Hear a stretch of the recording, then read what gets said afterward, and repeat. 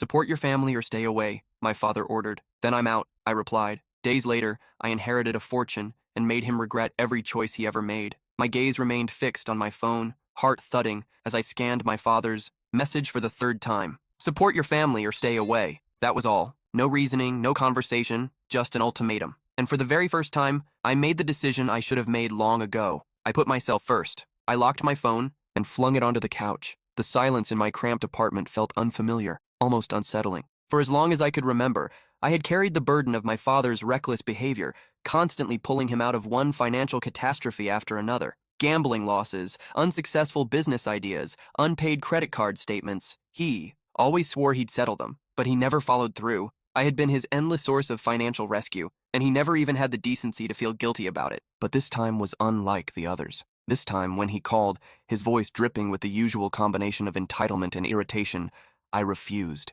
and he laughed, actually laughed, as if the very thought of me denying him was ridiculous. An absurd joke. Then his tone hardened. He told me I had only two choices: support my family or walk away for good. I simply responded, then I'm out. I expected a wave of guilt to crash over me immediately, but as I sat there staring at the ceiling, all I felt was drained. And then, relief. For the first time, I was unshackled, or so I believed. 3 days later, a single phone call changed everything. I was brewing coffee, the cheap kind that tasted like burnt wood but kept me functioning, when my phone rang. The number was unrecognized. For a moment, I considered letting it go to voicemail, but something compelled me to answer. Is this Johnny Howard? The voice on the other end was measured, professional. Yeah, who's calling? Mr. Howard, my name is Brett Phillips. I'm an attorney representing the estate of Francis Howard. Do you have a moment to discuss your uncle's will? My coffee mug nearly slipped from my grasp. My uncle? My thoughts scrambled, trying to place the name. My father's relatives were a chaotic tangle of distant connections I barely knew. But Francis, Uncle Francis.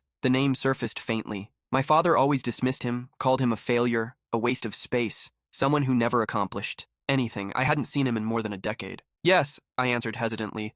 The lawyer continued. Francis Howard passed away 2 weeks ago.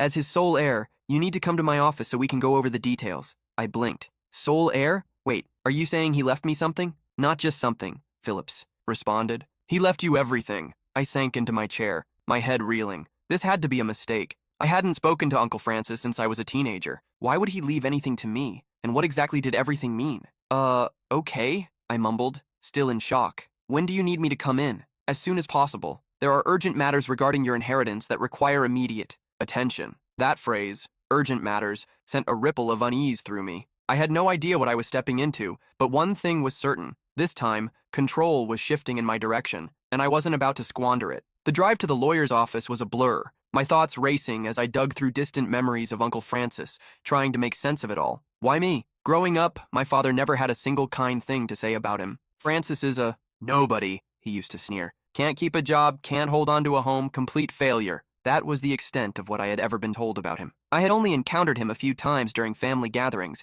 yet he always remained on the outskirts, silent, watchful, while my father boasted about his latest questionable venture, and my mother endlessly praised my sister's achievements. Uncle Francis would simply sip his drink, give a slight nod, and refrain from joining in. Then, one day, he vanished entirely. No one mentioned his absence, no one seemed to mind. And now, a decade later, I was set to inherit everything from the very man my father resented most. Upon arriving at the law firm, I braced myself for a cramped, cluttered office filled with stacks of outdated files and an attorney in an ill-fitting suit. Instead, I stepped into a high-end establishment. Walls of crystal-clear glass, sleek leather seating. The receptionist acknowledged me with a kind of practiced courtesy reserved for those who didn't quite belong. Mr. Howard? I turned to find a well-dressed, middle-aged man holding a folder. Brett Phillips, he introduced himself, offering a handshake. Right this way. I followed him down a long corridor into an elegant meeting space. He gestured for me to take a seat. I assume you have plenty of questions, he said, flipping through the file. Your uncle, Francis Howard, was a highly private man.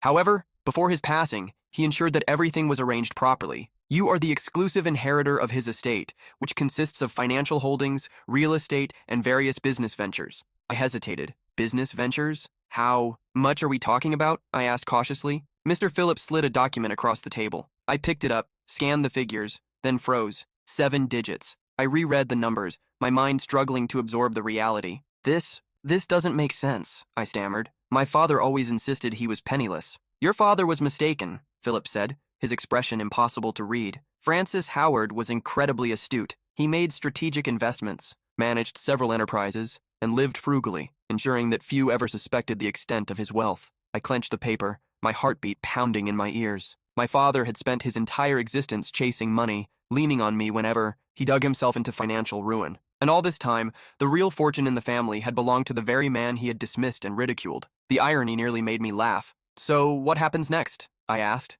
keeping my tone even. Phillips leaned forward slightly. "Now, you determine how to handle your inheritance. Though, I have a feeling you already have some thoughts." And he was absolutely right. Because, for the first time in my life, I held the reins, and I knew precisely where to begin. I stepped out of that law firm, clutching a folder full of legal documents, my mind racing with endless possibilities. The number, 7 figures, flashed through my thoughts like a neon sign. Within a single hour, I had gone from struggling to survive to being a millionaire. But this wasn't just about money. This was about control. For years, my father had drained me of everything, treating me like his personal financial safety net, manipulating me into paying off his debts every time he gambled away his earnings.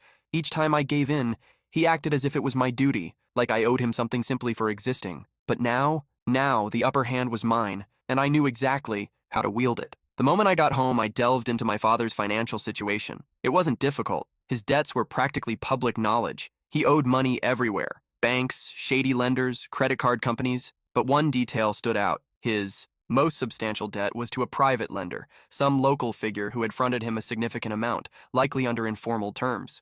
Based on my findings, my father was barely keeping up with the interest payments. A slow smirk formed on my face. I had enough funds to purchase that debt outright, and once I controlled it, I could do to my father exactly what he had done to me for years: demand immediate repayment in full. But I wasn't stopping there. A bit of further digging led me to an even greater revelation: my parents' residence. The home they had occupied for years was teetering on the verge of repossession. A single additional missed installment, and the bank would claim it. So I placed a call. Within a day, I had taken control of my father's financial obligations. By the end of the week, I had also acquired the authority over their home's repossession process. And then, I waited. 3 days passed before my phone rang. It was my father. "Johnny, we need to discuss something." His voice was strained, barely controlled. "About what?" I responded casually, letting silence fill the air. "Don't play games," he barked. "I received a notification today. My debts have been handed over to a new collector. The person is insisting on complete repayment. That wouldn't happen to be you, would it?" A smirk crept across my face. "It is." Dead silence.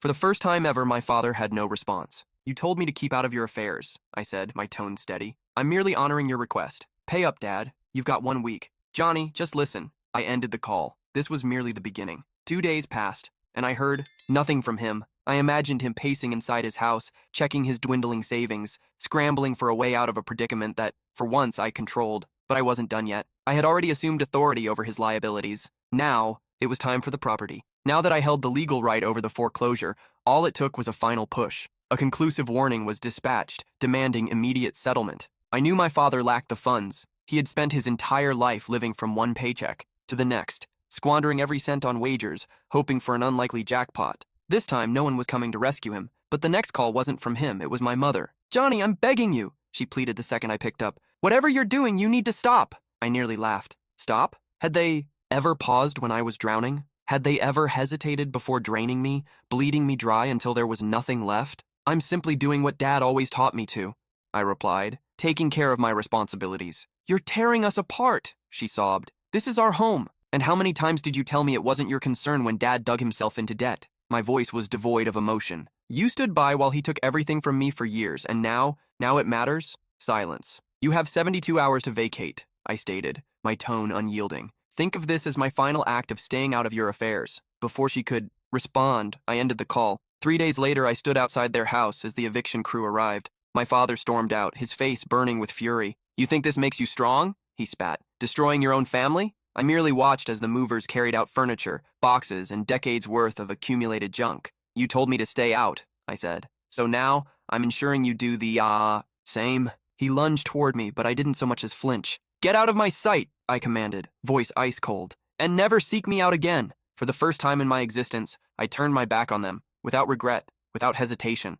And for the first time in his, my father was left with nothing. I had expected him to lash out, to scream, to threaten, to pull me into yet another cycle of manipulation. Instead, he merely stood there, watching as his home slipped through his grasp, while the movers emptied it. My mother clung to him, her face streaked with tears, but he looked vacant, defeated. It was almost underwhelming. "You've always despised us," he muttered as I walked away. I paused. No, I said, locking eyes with him. I simply learned to stop caring for those who never cared for me. And with that, I left. By nightfall, the house was officially under my name. The locks had been replaced, and my parents were gone. For the first time, they were the ones left without a roof over their heads. I expected to feel guilt. I didn't, because as I stepped inside, standing in the very room they once called their own, it hit me. I had spent my entire existence saving them, and now, at last, I had saved myself. But I wasn't finished. Taking my father's house wasn't enough. I wanted to make certain he never recovered from this. So, I dug even deeper. It turned out his financial troubles were far worse than I had initially assumed.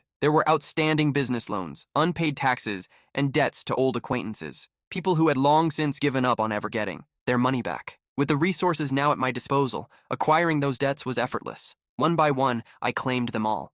By the time I was done, my father didn't just owe money, he owed it to me. And unlike the creditors he had deceived for years, I had no interest in granting mercy. A final notice was issued: repay the full amount or declare bankruptcy. I already knew which option he would take, because for the first time in his life, there was no one left to bail him out. My father was too stubborn to plead, too arrogant to seek forgiveness. But bankruptcy, that was something he couldn't escape. The final demand struck him like a hammer. Within 48 hours, his name was officially etched into bankruptcy records, cemented in legal paperwork for the world to witness. The very man who had spent a lifetime mooching off others was now utterly financially destroyed. He had lost everything: his residence, his credit, his reputation, and I ensured he understood exactly who was responsible. One simple text message: "Now we're even." He never responded, but I knew he read it. With that settled, I turned my focus back to the house. Taking possession of it wasn't enough. I needed to erase every last remnant of them from it. Step 1. Remove every trace of their existence. The outdated furniture, disposed of. The family portraits,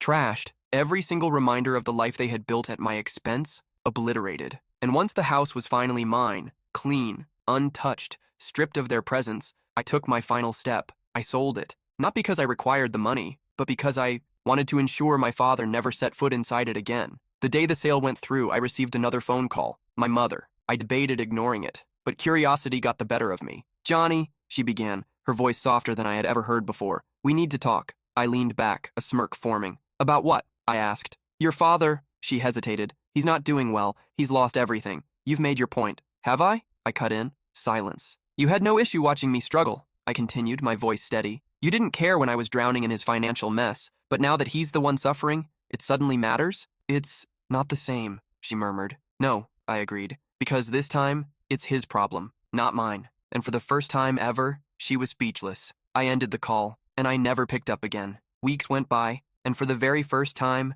in my entire life, I felt completely unburdened. No more late-night phone calls, no more desperate pleas for money, no more being made to feel like I owed them something just for existing.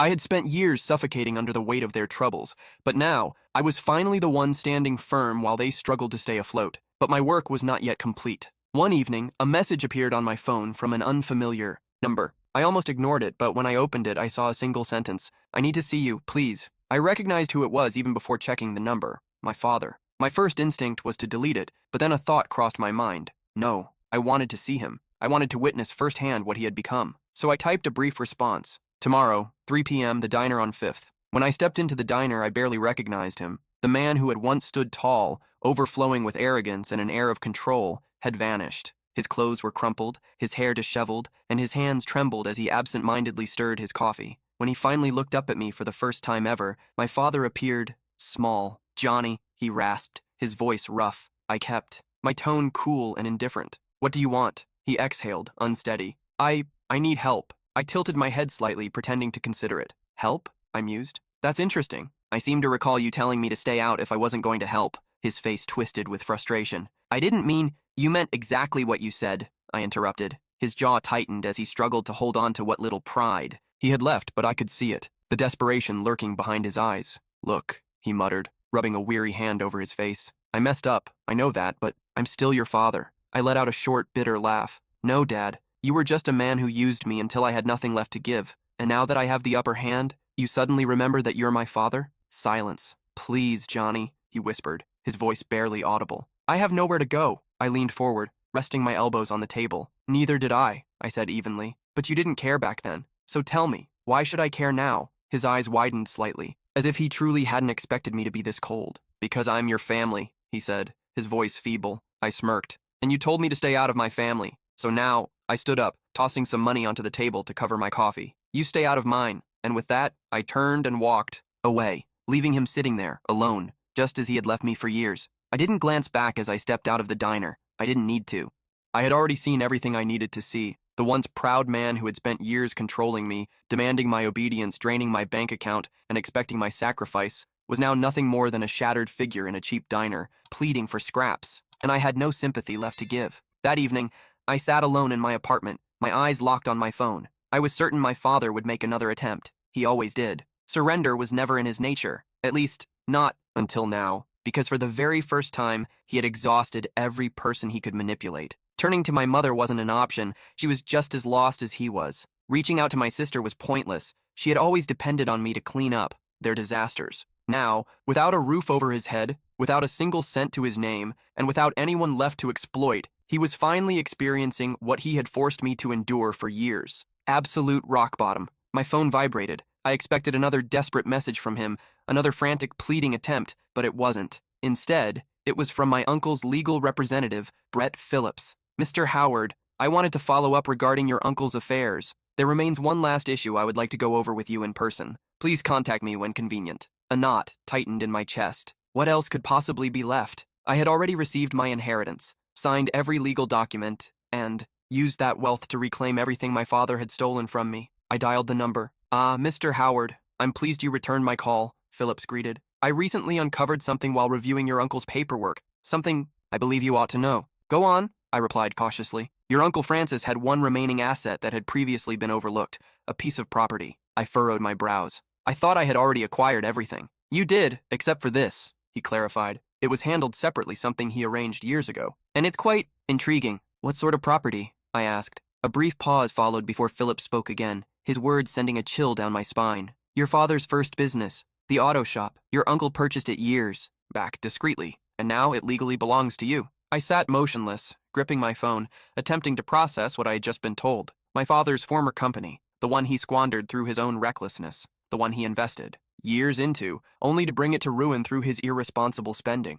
It was mine now. I nearly laughed, because in one last unexpected move, my uncle had handed me the ultimate advantage. Not only had I taken my father's home, his financial security, his dignity, now I owned the one thing he once cherished, the most, the very thing he let slip through his fingers. And the best part, I had absolutely no plans to return it. So, Mr. Howard, Phillips continued, would you like to arrange a visit to your newly acquired property? A slow smirk formed on my lips. Absolutely. The following morning, I stood outside the auto shop, my gaze fixed on the faded, battered sign my father had once proudly displayed. The place was a wreck, abandoned for years. Cracks split through the pavement. The paint on the walls was chipped and peeling. It was a perfect reflection of my father, once strong, now nothing. I stepped inside, the lingering scent of rust and engine oil filling the air. This shop had once been his greatest ambition. Now, it was mine to command, and I already knew precisely what I was going to do with it. I made a phone call. Within a week, the property was sold. Not to him, not to anyone remotely connected to him, but to a corporate entity, one that would demolish it and construct something entirely new. By the time my father discovered what had happened, it was far too late. He called me, enraged, panicked. You had no right, he shouted down the line. I had only one last response. I had every right. Silence. You ensured that. And with that, I ended the call.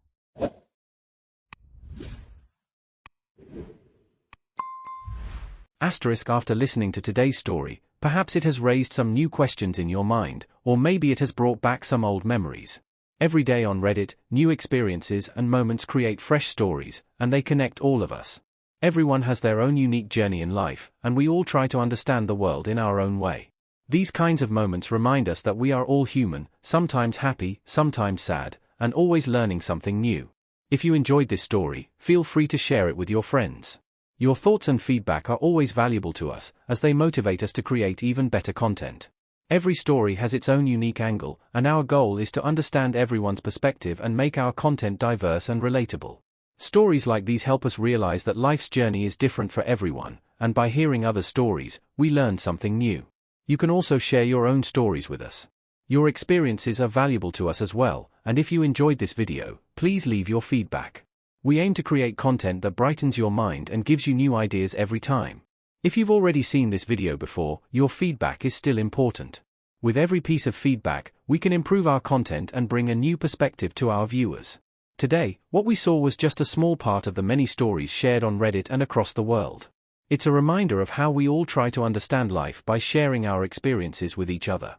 This video was only an example of how we try to connect with others through storytelling, learning about different sides of life.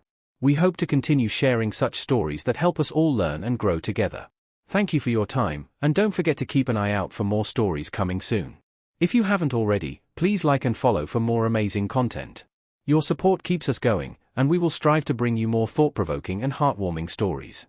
Until next time, take care and stay curious. **